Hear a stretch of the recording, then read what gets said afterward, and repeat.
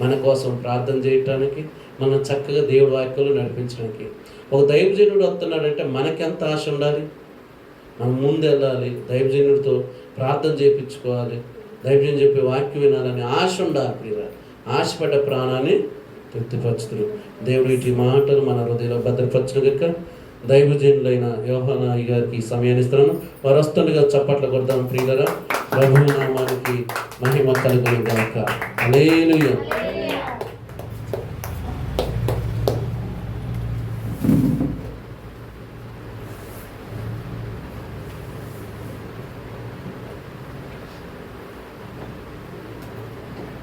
దేవనామానికి స్తోత్రములు. మీ అందరికీ వందనాలు. ప్రభునందు ప్రియ సహోదరులారా, మరి వాస్తవంగా అయితే నేను రేపు పొద్దున వస్తున్నాను. అవునా? రేపు పొద్దున వస్తున్నా.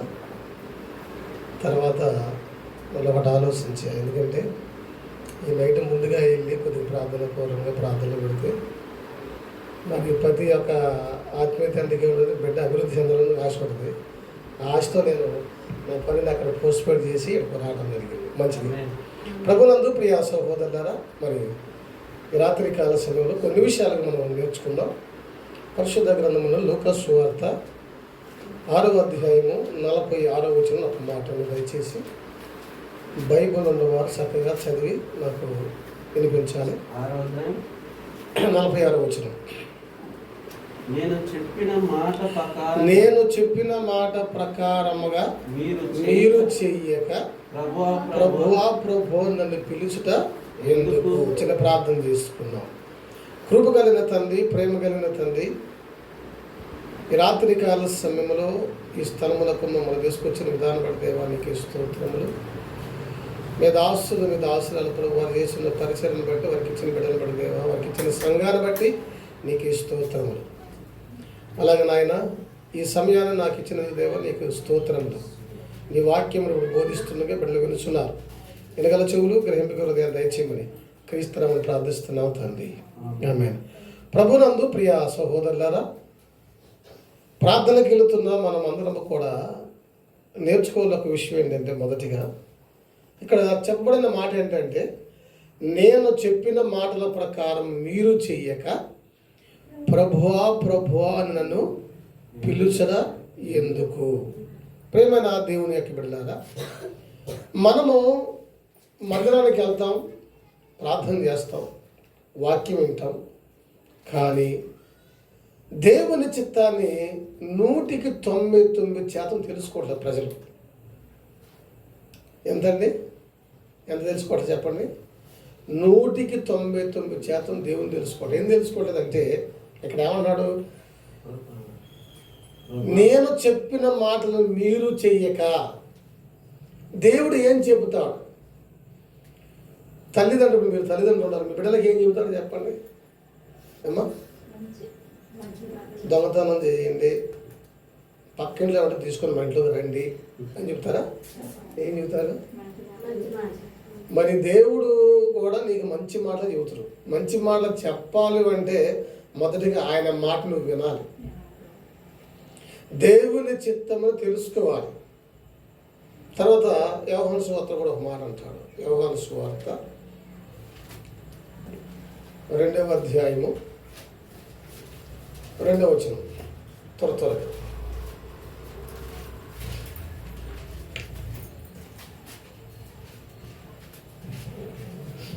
యేసు తల్లి అక్కడ ఉన్న యేసు ఆయన శిష్యులు వివాహమునకు పిలువబడి. యేసు తల్లి అక్కడ ఉన్నారు. యేసు ఆయన శిష్యులు వివాహమునకు పిలువబడి ద్రాక్ష రసము అప్పుడు యేసు తల్లి వారు ద్రాక్ష రసము లేదని ఆయనతో చెప్పగా యేసు అమ్మా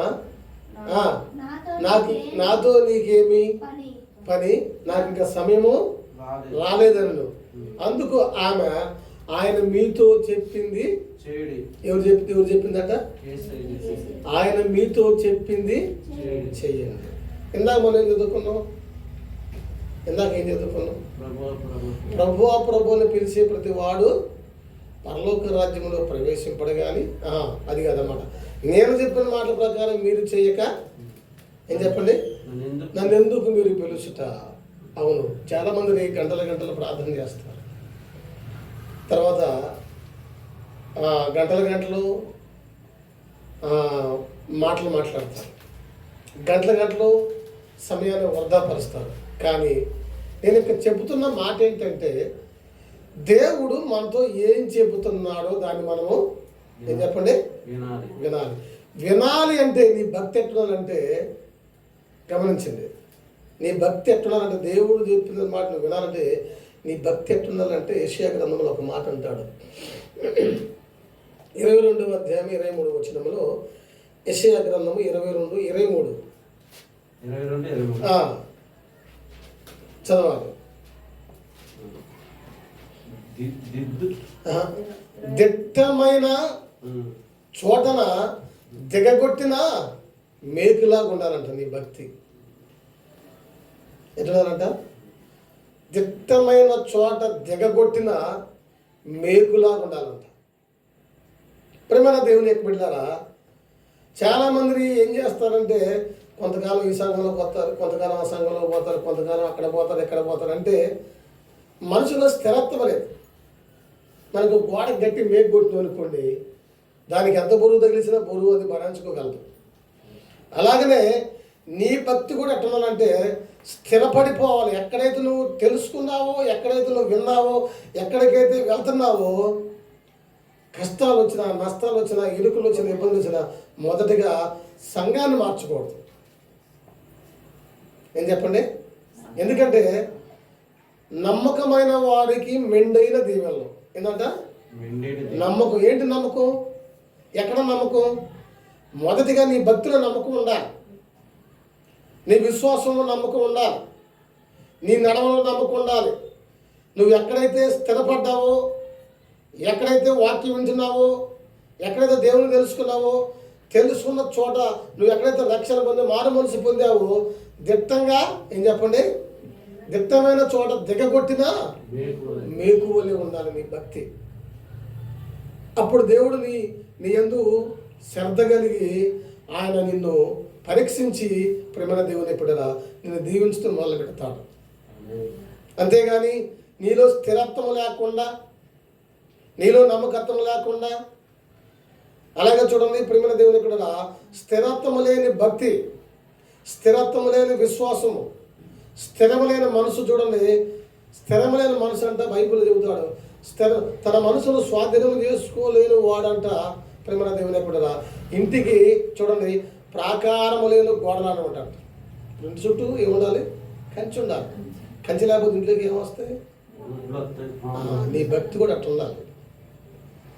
నీ మనసు స్థిరంగా లేకలేదనుకోండి, నీ మనసు స్థిరంగా లేదనుకోండి, స్థిరత్వం లేని మనసు కానీ, స్థిరత్వం లేని విశ్వాసము కానీ, స్థిరత్వం లేని ప్రార్థన అటువంటి ప్రేమ దేవుని ఎక్కడా ఇంటి చుట్టూ ఏ కంచె ఉండదు.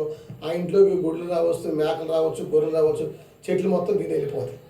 ఇంకా పైపెచ్చు, మా ఇంట్లోకి మీ మేకలు వచ్చి చెట్లు తినండి, మా ఇంట్లోకి మీ గొర్రెలు వచ్చి చెట్లు తినంటే ఆమె ఏమంటది? నువ్వు కంపేసుకుంటే ఇది కొత్త ఏమాట, అంతేనా? అందుకనే కంపేసుకునే బాధ్యత ఎవరిది? అది నీ భక్తి కూడా అంతే. నీ భక్తిని మొదటిగా కంచేసుకోవాలి, స్థిరముగా నిలబడాలి. స్థిరముగా నువ్వు ఎక్కడైతే తెలుసుకున్నావో, స్థిరముగా చూడండి ఏమైతే నీకు బోధిస్తున్నారు ఆ సంఘములో, ఆ సంస్థలో, అక్కడ నిలబడితే చూడు ప్రేమ దేవుని ఎక్కడరా. అందుకనే నువ్వు నీ స్థిరముగా ఉన్నప్పుడు అంట నేను దేవుడు దీవిస్తాడు. ఎందుకంటే దేవుడు నిన్ను మొదటిగా పరీక్షిస్తానంట. ఏం చెప్పండి? ఎందుకంటే బాగా గమనించాలి, సంఘం ఎక్కడ ఒక్కసారి గుంపులుగా రారు. మొదటిగా ఒకరు వస్తారు, తర్వాత ఇద్దరు వస్తారు, తర్వాత ముగ్గురు వస్తారు, తర్వాత నలుగురు వస్తారు. ఇప్పుడు మేము ఏలూరులో మేము సంఘాన్ని స్థాపించినాం, లక్ష్మీపురంలో. మొదటిగా ఒక ఆయన వచ్చిండు, ఆయన బట్టి ఇంకొక ఆయన వచ్చిండు, ఆయన బట్టి ఇంకొక ఆయన వచ్చిండు. చూడండి ప్రేమ దేవుని ఎక్కడ అక్కడ ఎన్నో ఒడిదుడుకులు వచ్చాయి. ఇతను మార్చానని వీళ్ళ తల్లిదండ్రులు నన్ను ఎన్నో తిట్టారు. తర్వాత ఇంకొక అతను మార్చానని వాళ్ళ తల్లిదండ్రులు ఎన్నో తిట్టారు.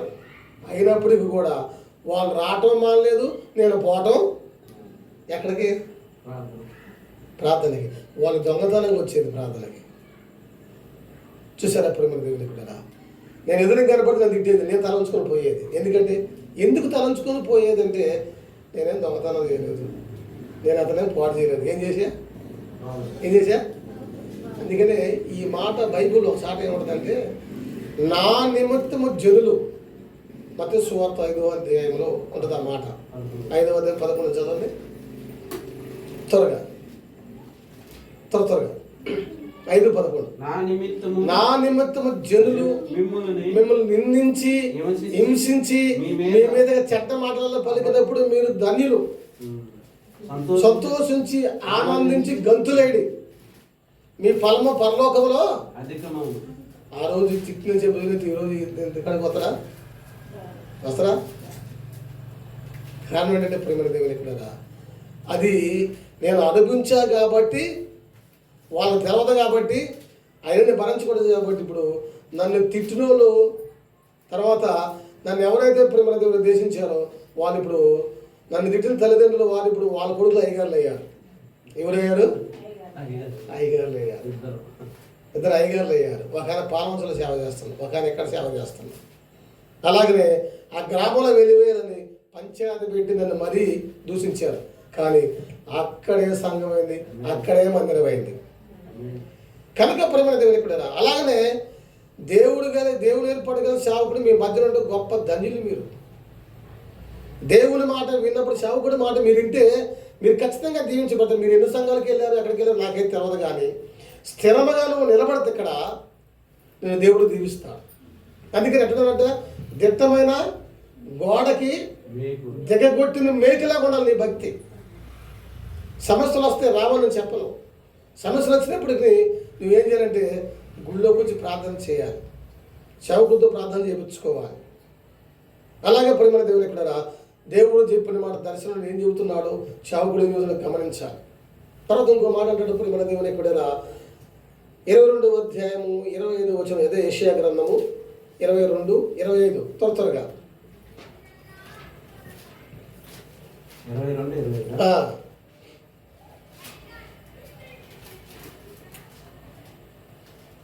సైన్యములకు అధిపతికి యెహోవా 22:25 సైన్యములకు అధిపతికి యెహోవా సైన్యములకు అధిపతికి యెహోవా ఇలాగో సెలవిచ్చున్నాడు.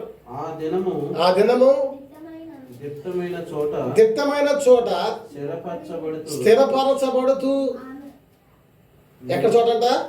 దిట్టమైన చోట స్థిరపరచబడి నువ్వు ఉంటే ఏ దినము కొన్ని కష్టాలు కొన్ని ఇబ్బందులు వస్తాయి, నువ్వు సంఘానికి వచ్చినప్పుడు వస్తాయి.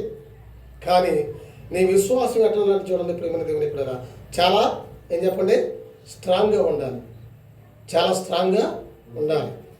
మేము ఒకసారి ఒక పల్లెటూరులో ఎట్లనే ఒక విశ్వాసం ఉంది. అమ్మ నా వైపు చూడండి, ఒక జరిగిన సంఘటన చెబుతున్నా. పల్లెటూరులో ఎట్లనే ఒక సాలకి వెళ్తుంటే ఒక విశ్వాసం ఉంది. ఆమెకి ఉండడానికి ఇల్లు కూడా లేదు, ఏదో చిన్న పాక రోడ్డు అమ్మటి తీసుకుంది, అంటే గవర్నమెంట్ స్థలాలు వేసుకున్నారు, తీసేవాలి. భర్త తాగుబోతూ ఏమో తెచ్చుకుంటే తింటో లేకపోలేదు అనుకోలేదు. ఆమె రక్షణ పొందింది. రక్షణ పొందిన తర్వాత ఆమెను బట్టి తర్వాత మళ్ళీ కొంతమంది ఒక 10 మంది దాకా వచ్చారు ప్రార్థనకి.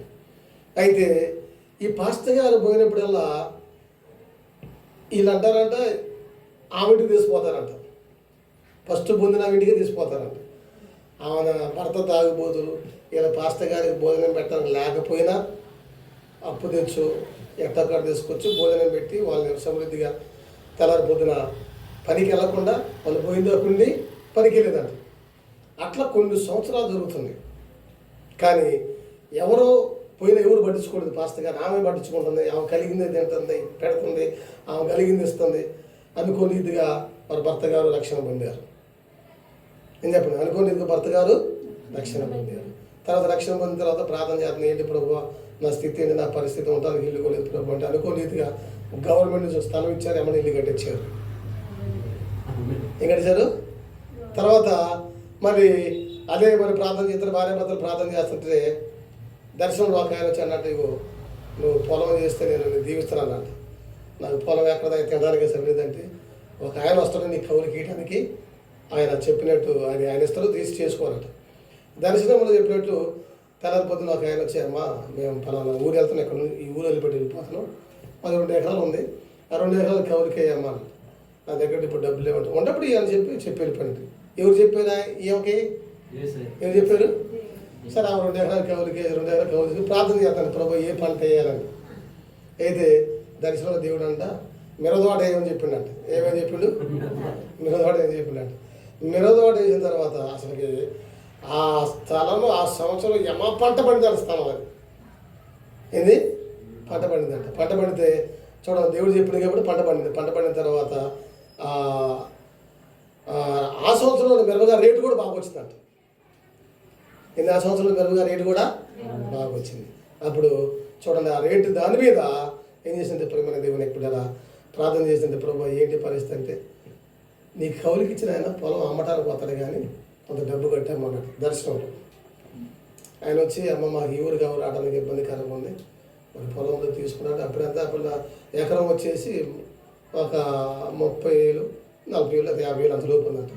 వీళ్ళకి పంట మీద ఆ సంవత్సరం 50,000 వచ్చినాయంట. ఎంత వచ్చినాయి? అయితే అమ్మ నా దగ్గర 50,000 ఉన్నాయంటే 4,000 ఇప్పుడు కట్టు, తగ్గిన తర్వాత కట్టి 2 ఎకరాలు ఉంచుకోని చెప్పి వెళ్ళిపోయాడు. ఏది? చూడండి, ఆ ఒక్కతే కూతురు అనుకోకుండా ఆ ఒక్కతే కూతురుని అయ్యగారు చేసుకున్న రూపాయి కట్నం లేకుండా ఏం చేసింది అంత? ఏం చేసింది అంత? నువ్వేమంటావంటే నేను పేద్దానిగా నా దగ్గరే ఉన్నాను కదా. బైబిల్లో ఎవరి కాలికి దేవుడు అంగీకరించాడు? ఎవరంటావా? నువ్వు పేద్దానివైనా ధనికుడివైనా మనసు పూర్తి చేయాలి. ఎట్లా చెప్పండి? మనసు పూర్తిగా, నీ మనసులో ఏ కపటం ఉండకూడదు. పెట్టేటప్పుడు కానీ కానుక ఇచ్చేటప్పుడు కానీ మనసు పూర్తిగా ఎవరికి ఇచ్చినట్టు చేయాలి? నేను దేవుడికే ఇత్తనాడు చేయాలి. అలా చేసింది గొప్ప దీవెన. ఏంటి దీవెన అని చెప్పండి? ఉండటానికి ఇల్లు లేకపోతే ఇచ్చింది, తర్వాత 2 ఎకరాల పొలం ఇచ్చింది, తర్వాత పిల్లల్ని రూపాయి కట్నం లేకుండా ఒక అయ్యగారు చేసుకున్నాడు.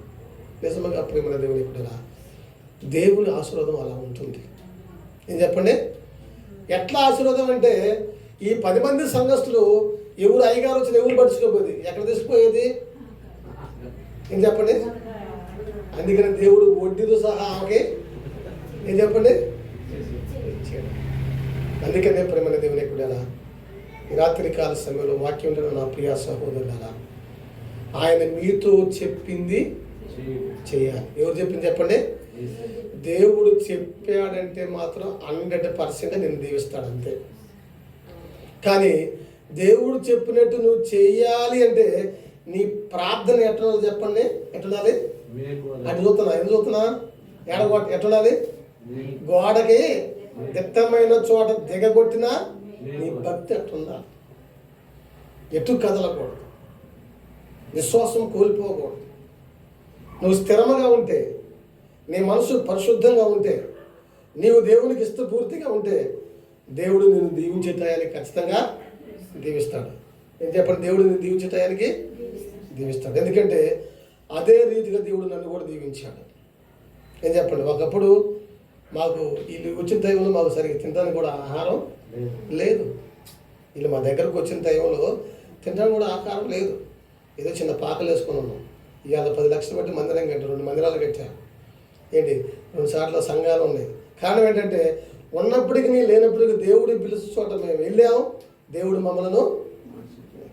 అందుకనే మమ్మల్నే కాదు మిమ్మల్ని కూడా దేవుడు, నువ్వు అనుకోవచ్చు నేను భేదానిగా అయ్యా దేవుడు నన్ను దీవిస్తానంటే, దేవుడు భేదవులనే కానీ ధనికులు కానీ దేవుడు ఏం చూస్తాడంటే నీ హృదయాన్ని చూస్తాడు. కాబట్టి అందుకని నీ భక్తి ఎట్లున్నారంటే ప్రేమ దేవుని ఎప్పుడైనా దిట్టమైన చోట దిగగొట్టిన మేకుల స్టాండర్డ్ ఉండాలి. నువ్వు ఎక్కడైతే వాక్యం నేర్చుకుంటున్నావో, నువ్వు ఏ మందిరానికి వస్తున్నావో ఆ మందిరంలో ప్రార్థన చేస్తే కొన్ని విషయాలు దేవుడు దర్శనంలో చెబుతాడు, కొన్ని విషయాలు సేవకుల ద్వారా చెబుతాడు. మొదటిగా నీకు దర్శనం అనుభవం ఉండాలి. ఏమని చెప్పండి? ఇందాక ఒక సహోదరు ప్రార్థన చేశారు, నేను విన్నా. ఏం ప్రార్థన చేశారు? ప్రభువా నువ్వు మాట్లాడే దేవుడు అయ్యా అని ప్రార్థన చేశారు. ఎవరు చేసింది? వీళ్ళిద్దరు. నేను విన్నా. అంటే ఇది దేవుడు మాట్లాడిన సంగతి నీకు కూడా తెలుసు. మరి మాట్లాడాలిగా.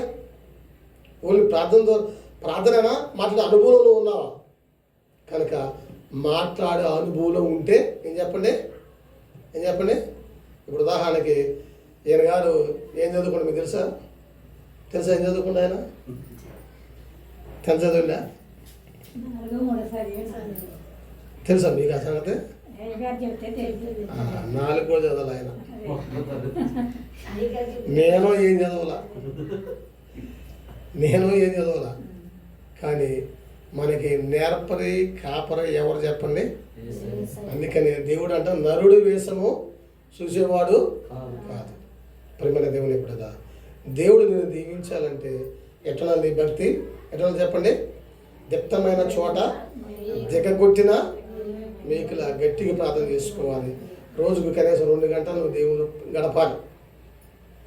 టీవీ కాడ గడిపినట్టు ప్రార్థన కాడ గడపట్లేదు జనం. ఎక్కడ గడిపినట్టు? అసలు సీరియల్ పెడితే 10-11 దాకా వదిలిపెట్టరు. తర్వాత 10-11 ప్రార్థన 10 నిమిషాలు చేస్తారంటే అది చేయరు. ఎట్లా చేస్తారు ప్రార్థన తెలుసా? ఇక మోకరించి పక్కేసుకుని ప్రభువా నీకు స్తోత్రం నాకు ఆత్రం అని ముగించుకుంటారు. ఏ ప్రార్థన? నీకు స్తోత్రం స్తోత్రాలకు ఆత్రాలకి దీవులు రావు. అంతే. ఇప్పుడు టీవీలో ఒక ఆయన చదువుతారు, ఎవరైనా ఆయన ఏం చదువుతారు? డబ్బులు ఆశీర్వాదాలు కూడా. ప్రార్థన చేయాలి, దిట్టమైన దిగగొట్టిన మేకు లేకుండా. తర్వాత ఆయన మీతో చెప్పింది చేసినప్పుడు కంపల్సరిగా మీ అందరూ దేవుడు దీవిస్తాడు. దేవుడు కొద్ది మాటలు దీవించును గాక. ఆమేన్. హల్లెలూయా. చాలా చక్కగా దేవుడు మాట్లాడించిన అయ్యగారికి ప్రభు నామంలో వందనాలు. ఎంతమందికి వాక్యం అర్థమైంది? దైవజనులు వచ్చినప్పుడు మనం ఇలా కూర్చొని వాక్యం వింటే చాలా నేర్చుకోవచ్చు ఫ్రీగా. చాలా చక్కటి మాటలు అందించిన అయ్యగారికి మరొకసారి ప్రభు నామంలో వందనాలు చెల్లిస్తున్నాను. హల్లెలూయా.